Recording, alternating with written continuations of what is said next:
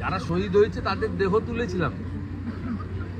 ইতিহাস জানে না, এখন নতুন লোকজন কিছু তো আমদানি হয়েছে। ঠিক আছে, এখান থেকে কিছুটা দূরে ভাঙাবাড়া ব্রিজের কাছেও আবার তৃণমূলের তরফ থেকে না, সে তো করতেই পারে, সবাই করুক না। এই শহীদ মিনারে দেখুন ভিতরে পতাকা নেই, বাইরে আমাকে যারা রিসিভ করলাম বলো পতাকা বাইরে, এই তো সবার এখানে ট্রাস্ট বানিয়ে দেওয়া হয়েছে। এটা তো আমার একার নয়, তারাও এসে তারা আসে না কেন, ঢুকে না কেন, মাল্লা যে কেউ দিতে পারে। এবং সেই সময় সমস্ত বিরোধী দলের ভূমিকা ছিল, এসইউসিআইয়ের ভূমিকা ছিল, প্রভাসবাবুদের বিরাট ভূমিকা ছিল, লালকৃষ্ণ আদবানির ভূমিকা ছিল। লালকৃষ্ণ আদবানি প্রথম তো খেজুরির অবরোধ তুলেছেন, তা আপনি অস্বীকার করবেন কেন? আমি তো বলছি না, মমতা ব্যানার্জিকে আমরা যখন ডাকতাম আসতেন, বাকিটা আমরা করতাম, আবার চলে যেতেন। আবার আমি এখানে আসতাম, যে দায়িত্বটা এখানে দিয়ে যেতাম নিশিদাকে, বা ওখানে আপনার ওই ওপারের অঞ্চলে যারা ছিল স্বদেশ অধিকারী, অশোক করণ বা অন্য যারা ছিল, কেউ কেউ তৃণমূলেও আছেন, তা আমরা সেইভাবেই করতাম, সবাই মিলে আন্দোলন হয়েছে।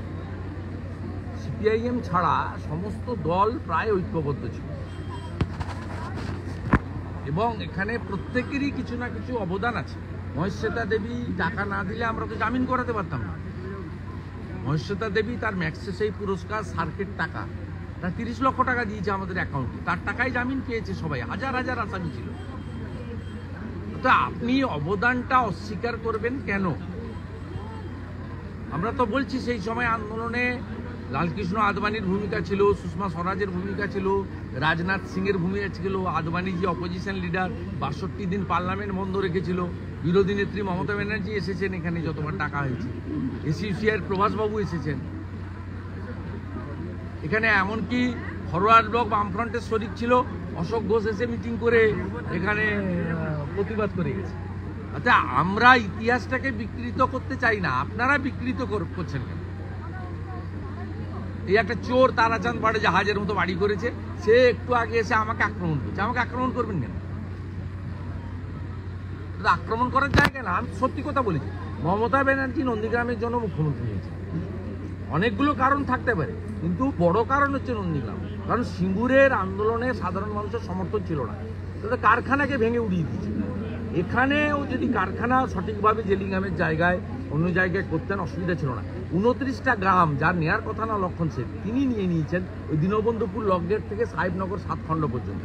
এই জায়গায় 29টা গ্রাম সেই ব্রিটিশের মতো, সুতানুটি, গোবিন্দপুর, কলকাতা, পুরো গ্রাম যদি নিয়ে নিতে চান, মানুষ সমর্থন করবে কেন? গত বছর বিষয়টা তো সেই জায়গায়, এবং সেই জায়গায় দাঁড়িয়ে আমরা মনে করি যে নন্দীগ্রামে যারা আত্মত্যাগ করেছেন বশ্যতা বিরোধী সংগ্রাম, তারা প্রপার অনার পায়নি। আমাদের ব্যক্তিগত প্রচেষ্টা, আমাদের নন্দীগ্রামের যারা ইলেকটেড ছিলেন পঞ্চায়েত 8-এ, সবার কাছ থেকে চাঁদাপত্র জোগাড় করে আমরা শহীদ মিনারটা বানিয়েছি। সরকার বলেছিল এখানে যে স্মারক বানাবে, করেনি।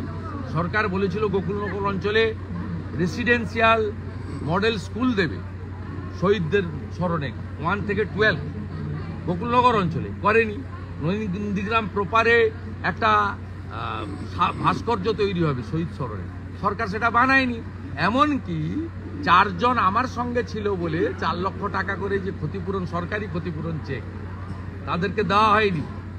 আমাকে 8 মাস 1 বছর ধরে তারা চায়নি, আমাকে দিতে হয়েছে পাট পাট করে।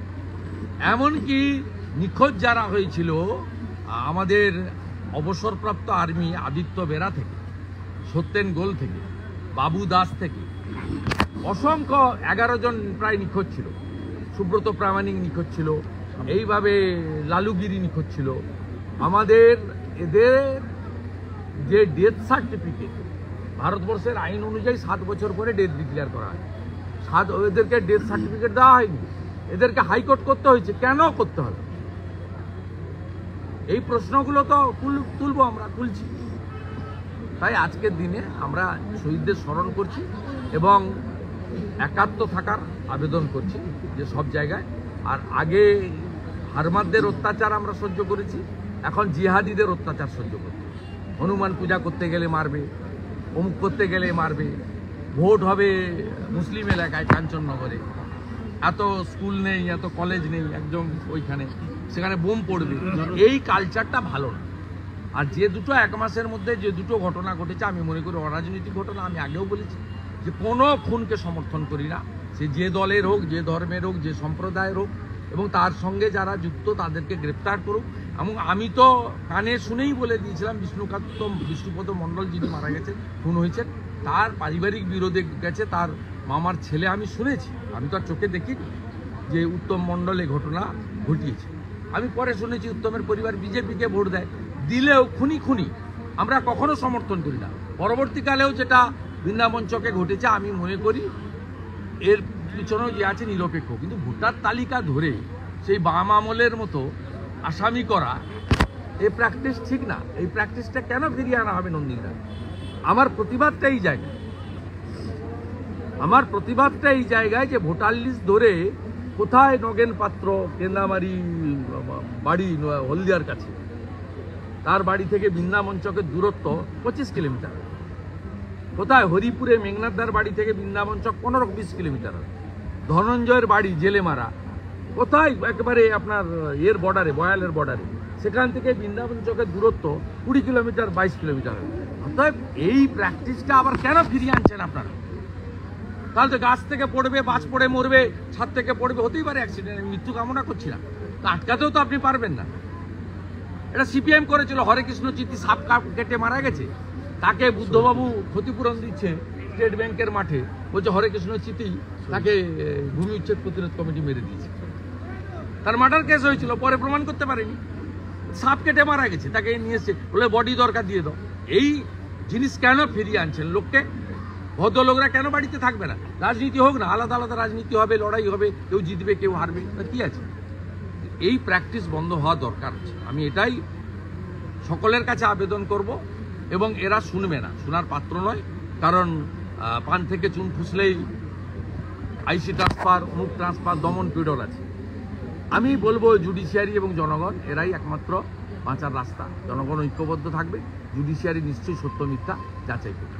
গত বছরই আপনি এই 7ই জানুয়ারি মঞ্চ থেকে বলেছিলেন যে এবছর ভোট আছে, দেখবেন ওখানে অনেক পরিযায়ী নেতারা আসবে, পরের বছর কাউকে দেখা যাবে না।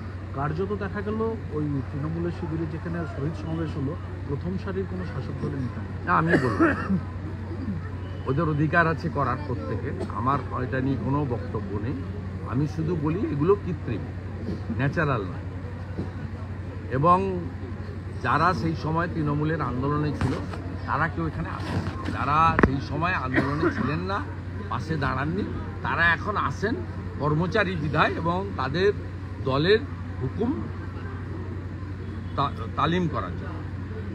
রাজ্য জুড়ে ফের একটা বাঘের আতঙ্ক বেরিয়েছে। মুখ্যমন্ত্রী বলছেন যে উড়িষ্যা গভর্নমেন্ট উড়িষ্যা থেকে বাঘ ছেড়ে দিচ্ছে, সেই বাঘ এসে আতঙ্ক ছড়াচ্ছে এই বাংলাতে। প্রথম কথা বলি, বাঘ কখনো ছেড়ে দেওয়া যায় না। মুখ্যমন্ত্রী অনেকবারই ফাউল টক করেন। কদিন আগে সন্দেশখালিতে গিয়ে সবাইকে বিধবা হতে বলেছেন 60 বছর হয়ে গেলে যারা লক্ষ্মীর ভাণ্ডার পান বিধবা ভাতার জন্য কান্নাকাটি করতে হবে। 60 বছর হয়ে গেলেই সব মহিলা বিধবা হবেন, আপনি জানলেন কি করে? এইরকম অনেক ফাউল টক করেন। আমি মুখ্যমন্ত্রীকে বলবো, রেসপন্সিবল চেয়ার, 3 বারের মুখ্যমন্ত্রী, আপনি কান দিয়ে দরকার দেখবেন না, আপনি চোখ দিয়ে দেখুন। এবং আপনার কাছ থেকে মানুষ এই ধরনের কথা আশা করে না। আপনার অনেক বয়সও হয়েছে, 70 ঊর্ধ্ব হয়ে গেছেন, আপনি এই ধরনের কথা বললে হাসে। আমরা আপনার বিরোধী, কিন্তু আফটার অল আমরা পশ্চিমবঙ্গের নাগরিক। পশ্চিমবঙ্গের মুখ্যমন্ত্রীকে নিয়ে যদি উড়িষ্যার লোক খিল্লি করে যে আমরা বাঘ ছেড়ে দিচ্ছি, এটা আমাদের পশ্চিমবঙ্গবাসী হিসেবে গায়ে লাগে। তাই আপনার কাছে তো আপনি তো বয়সে বড়, আপনাকে নির্দেশ দিতে পারি না, আপনাকে অনুরোধ করব এমন কিছু বলবেন না যাতে বাঙালি হিসেবে আমরা লজ্জিত হই। অনেকবার ফাউল প্লে করেছেন আপনি, বলেছেন মাতঙ্গিনী হাজরা পিছাবনিতে শহীদ হয়েছে, এটা ইতিহাসের বিকৃতি। মাতঙ্গিনী হাজরা 1942 সালে 29 সেপ্টেম্বর তমলুকে শহীদ হয়েছে বানপুকুরে। আপনি বলেছেন 47-এ রবীন্দ্রনাথ ঠাকুর গান্ধীজিকে শরবত খাইয়েছেন। রবীন্দ্রনাথ ঠাকুর 41-এ মারা গেছে। 1500 কেজির বাচ্চা হয় আপনি বলেছেন, 1500 কেজির বাচ্চা হয় না, 1500 কেজি বাচ্চা হয় না। এইগুলো খুব খারাপ লাগে, এটাও সেই পর্যায়ে আর কি। খুব সিরিয়াসলি নেওয়ার ব্যাপার নেই, খুব লাইটলি নেই। আজকে তো ডেট, আপনি বলেছিলেন যে আজকের মধ্যেই যোগ্য অযোগ্য, আমি জানবো কি করে সুপ্রিম কোর্টে কি হবে না হবে, জানবো কি করে? সুপ্রিম কোর্ট কী করবে তো আমরা জানি না। আমাদের বক্তব্য অযোগ্যদের বাঁচাতে যোগ্যরা যেন ক্ষতিগ্রস্ত না হয়।